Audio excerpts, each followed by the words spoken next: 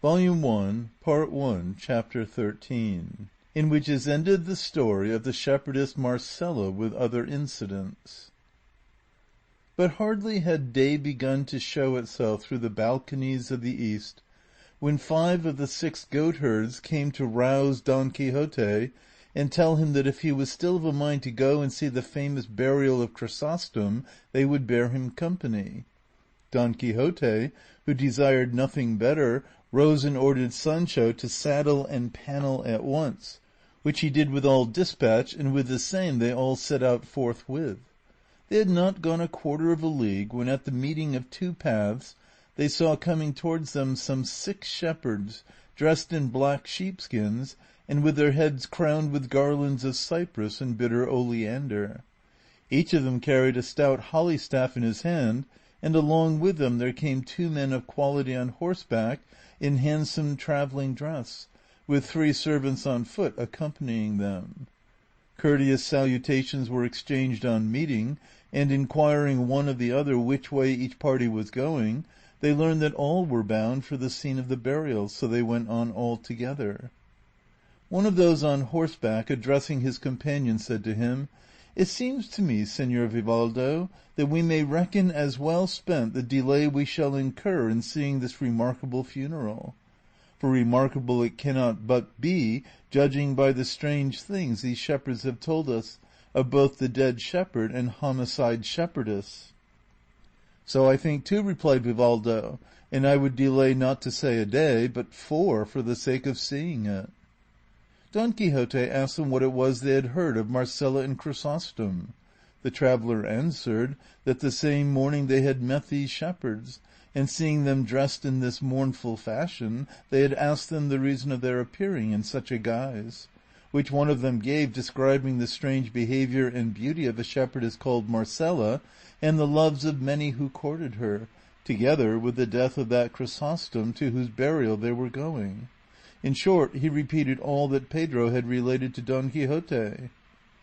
This conversation dropped, and another was commenced by him who was called Vivaldo, asking Don Quixote what was the reason that led him to go, armed in that fashion, in a country so peaceful. To which Don Quixote replied, "The pursuit of my calling does not allow or permit me to go in any other fashion. Easy life, enjoyment, and repose were invented for soft courtiers, but toil, unrest, and arms were invented and made for those alone whom the world calls knights errant, of whom I, though unworthy, am the least of all." The instant they heard this, all set him down as mad, and the better to settle the point and discover what kind of madness his was, Vivaldi proceeded to ask him what knights errant meant. "Have not your worships," replied Don Quixote, "read the annals and histories of England, in which are recorded the famous deeds of King Arthur, whom we in our popular Castilian invariably call King Artus, with regard to whom it is an ancient tradition, and commonly received all over that kingdom of Great Britain, that this king did not die, but was changed by magic art into a raven, and that in process of time he is to return to reign and recover his kingdom and sceptre, for which reason it cannot be proved that from that time to this any Englishman ever killed a raven. Well, then in the time of this good king, that famous order of chivalry of the Knights of the Round Table was instituted, and the amour of Don Lancelot of the Lake with the Queen Guinevere occurred precisely as is there related, the go-between and confidant therein being the highly honourable Dame Quintanona, whence came that ballad so well known and widely spread in our Spain, "O never surely was there knight so served by hand of dame, as served was he Sir Lancelot hight when he from Britain came," with all the sweet and delectable course of his achievements in love and war. Handed down from that time, then, this order of chivalry went on extending and spreading itself over many and various parts of the world, and in it, famous and renowned for their deeds, were the mighty Amadis of Gaul, with all of his sons and descendants to the 5th generation, and the valiant Felix Marte of Hircania, and the never sufficiently praised Tirante el Blanco, and in our own days almost we have seen and heard and talked with the invincible knight Don Belianis of Greece. This, then, sirs, is to be a knight-errant, and what I have spoken of is the order of his chivalry, of which, as I have already said, I, though a sinner, have made profession. And what the aforesaid knights professed, that same do I profess, and so I go through these solitudes and wilds seeking adventures, resolved in soul to oppose my arm and person to the most perilous that fortune may offer me in aid of the weak and needy. By these words of his, the travellers were able to satisfy themselves of Don Quixote's being out of his senses, and of the form of madness that overmastered him, at which they felt the same astonishment that all felt on first becoming acquainted with it. And Vivaldo, who was a person of great shrewdness and of a lively temperament, in order to beguile the short journey which they said was required to reach the mountain, the scene of the burial, sought to give him an opportunity of going on with his absurdities. So he said to him, "It seems to me, Señor Knight-errant, that your worship has made choice of one of the most austere professions in the world, and I imagine even that of the Carthusian monks is not so austere." "As austere it may perhaps be," replied our Don Quixote, "but so necessary for the world I am very much inclined to doubt. For, if the truth is to be told, the soldier who executes what his captain orders does no less than the captain himself who gives the order. My meaning is, that churchmen in peace and quiet pray to heaven for the welfare of the world, but we soldiers and knights carry into effect what they pray for, defending it with the might of our arms and the edge of our swords, not under shelter, but in the open air, a target for the intolerable rays of the sun in summer and the piercing frosts of winter. Thus are we God's ministers on earth, and the arms in which his justice is done therein. And as the business of war and all that relates and belongs to it cannot be conducted without exceeding great sweat, toil, and exertion, it follows that those who make it their profession have undoubtedly more labor than those who in tranquil peace and quiet are engaged in praying to God to help the weak. I do not mean to say, nor does it enter into my thoughts, that the knight-errant's calling is as good as that of the monk in his cell. I would merely infer from what I endure myself that it is beyond a doubt a more laborious and a more belabored one, a hungrier and thirstier, a wretcheder, raggeder, and lousier. For there is no reason to doubt that the knights-errant of yore endured much hardship in the course of their lives, and if some of them by the might of their arms did rise to be emperors, in faith it cost them dear in the matter of blood and sweat. And if those who attained to that rank had not had magicians and sages to help them, they would have been completely balked in their ambition and disappointed in their hopes. That is my own opinion, replied the traveller. But one thing among many others seems to me very wrong in knights errant, and that is that when they find themselves about to engage in some mighty and perilous adventure in which there is manifest danger of losing their lives, they never at the moment of engaging in it think of commending themselves to God, as is the duty of every good Christian in like peril, instead of which they commend themselves to their ladies, with as much heartiness and devotion as if these were their gods, a thing which seems to me to savour somewhat of heathenism. Sir, answered Don Quixote, that cannot be on any account omitted, and the knight-errant would be disgraced who acted otherwise. For it is usual and customary in knight-errantry that the knight-errant who on engaging in any great feat of arms has his lady before him should turn his eyes towards her softly and lovingly, as though with them entreating her to favour and protect him in the hazardous adventure he is about to undertake. And even though no one hear him, he is bound to say certain words between his teeth, commending himself to her with all his heart, and of this we have innumerable instances in the histories. Nor is it to be supposed from this that they are to omit commending themselves to God, for there will be time and opportunity for doing so while they are engaged in their task. For all that, answered the traveller, I feel some doubt still, because often I have read how words will arise between two knights errant, and from one thing to another it comes about that their anger kindles, and they wheel their horses round, and take a good stretch of field, and then without any more ado at the top of their speed they come to the charge, and in mid-career they commend themselves to their ladies, and what commonly comes of the encounter is that one falls over the haunches of his horse, pierced through and through by his antagonist's lance, and as for the other, it is only by holding on to the mane of his horse that he can help falling to the ground.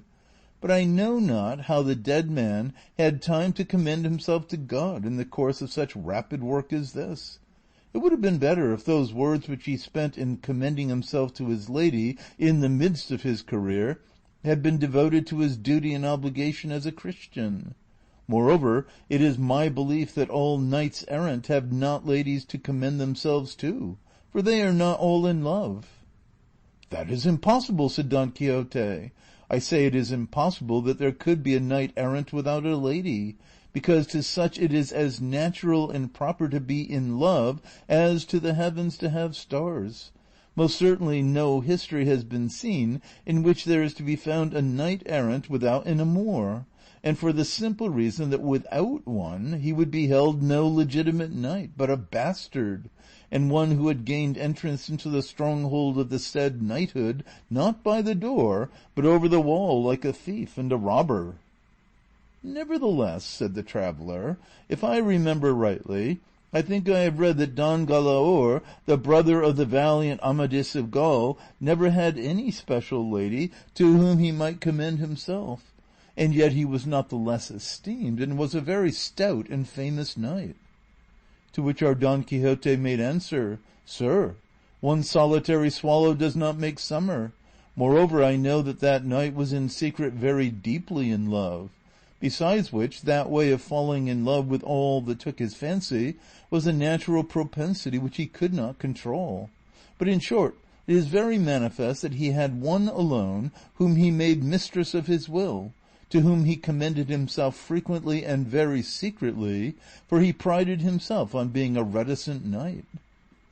Then, if it be essential that every knight errant should be in love, said the traveller, it may be fairly supposed that your worship is so, as you are of the order, and if you do not pride yourself on being as reticent as Don Galaor, I entreat you as earnestly as I can, in the name of all this company and in my own, to inform us of the name, country, rank, and beauty of your lady, for she will esteem herself fortunate if all the world knows that she is loved and served by such a knight as your worship seems to be.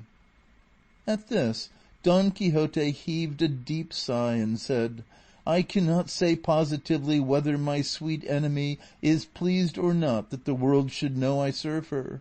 I can only say in answer to what has been so courteously asked of me, that her name is Dulcinea, her country El Toboso, a village of La Mancha. Her rank must be at least that of a princess, since she is my queen and lady, and her beauty superhuman, since all the impossible and fanciful attributes of beauty which the poets apply to their ladies are verified in her. For her hairs are gold, her forehead Elysian fields, her eyebrows rainbows, her eyes suns, her cheeks roses, her lips coral, her teeth pearls, her neck alabaster, her bosom marble, her hands ivory, her fairness snow, and what modesty conceals from sight, such I think and imagine, as rational reflection can only extol, not compare. We should like to know her lineage, race, and ancestry, said Vivaldo. To which Don Quixote replied, she is not of the ancient Roman Curtii, Caii, or Scipios, nor of the modern Colonus, or Orsini, nor of the Moncadas or Requesenes of Catalonia, nor yet of the Rebellas or Villanovas of Valencia, Palafoxes, Nuzas, Rocabertis, Correas, Lunas, Alagones, Ureas, Foques or Gureas of Aragon, Cerdas, Manriques, Mendozas, or Guzmans of Castile, Alencastros, Pallas, or Meneses of Portugal, but she is of those of El Toboso of La Mancha, a lineage that, though modern, may furnish a source of gentle blood for the most illustrious families of the ages that are to come, and this let none dispute with me, save on the condition that Zerbino placed at the foot of the trophy of Orlando's arms, saying, These let none move, who dareth not his might with Roland prove. Although mine is of the Cachopins of Laredo, said the traveller, I will not venture to compare it with that of El Toboso of La Mancha, though, to tell the truth, no such surname has until now ever reached my ears. What, said Don Quixote, has that never reached them? The rest of the party went along listening with great attention to the conversation of the pair, and even the very goatherds and shepherds perceived how exceedingly out of his wits our Don Quixote was. Sancho Panza alone thought that what his master said was the truth, knowing who he was and having known him from his birth. And all that he felt any difficulty in believing was that about the fair Dulcinea del Toboso, because neither any such name nor any such princess had ever come to his knowledge, though he lived so close to El Toboso. They were going along conversing in this way, when they saw descending a gap between two high mountains some 20 shepherds, all clad in sheepskins of black wool, and crowned with garlands, which, as afterwards appeared, were, some of them of yew, some of cypress. 6 of the number were carrying a bier covered with a great variety of flowers and branches, on seeing which one of the goatherds said, Those who come there are the bearers of Chrysostom's body, and the foot of that mountain is the place where he ordered them to bury him. They therefore made haste to reach the spot, and did so by the time those who came had laid the bier upon the ground, and 4 of them with sharp pickaxes were digging a grave by the side of a hard rock. They greeted each other courteously, and then Don Quixote and those who accompanied him turned to examine the bier, and on it, covered with flowers, they saw a dead body in the dress of a shepherd, to all appearance of one 30 years of age, and showing even in death that in life he had been of comely features and gallant bearing. Around him on the bier itself were laid some books and several papers open and folded, and those who were looking on, as well as those who were opening the grave, and all the others who were there, preserved a strange silence, until one of those who had borne the body said to another, Observe carefully, Ambrosio, if this is the place Chrysostom spoke of, since you are anxious that what he directed in his will should be so strictly complied with. This is the place, answered Ambrosio, for in it many a time did my poor friend tell me the story of his hard fortune. Here it was, he told me, that he saw for the first time that mortal enemy of the human race, and here too, for the first time, he declared to her his passion, as honourable as it was devoted. And here it was that at last Marcela ended by scorning and rejecting him, so as to bring the tragedy of his wretched life to a close. Here, in memory of misfortunes so great, he desired to be laid in the bowels of eternal oblivion.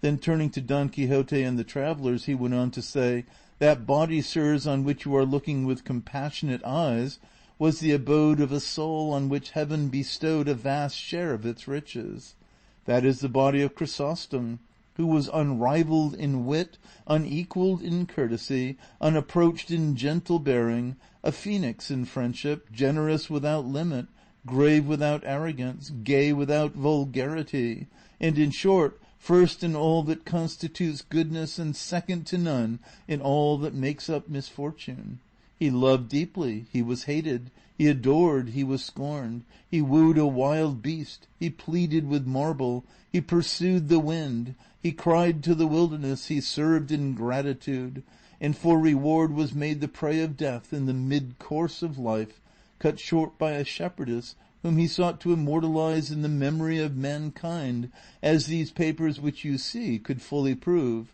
had he not commanded me to consign them to the fire after having consigned his body to the earth.